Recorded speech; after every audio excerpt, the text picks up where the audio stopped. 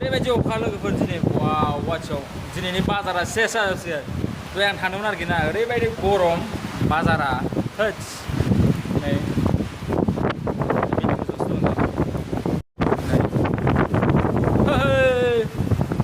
अखा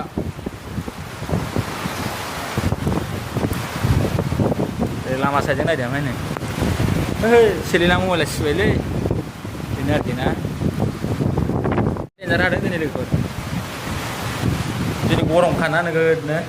बे गाहायाव थांसै फैदो बिल्डिं गोजौआवनो बिबारा नै जि मोजां वाव बिबारा नै सेलिनायाबो गस्ला गोजा दे थालाय वाव नै सिखाबाय जाम्बिया मानो खायो खानाङाना नै बेबायदिनोसै आरोखि ना नै अखायाथ' गोगोम हाखादों हा ना बोननो बोरसि बानायखाबाय बानायनायालाय वाव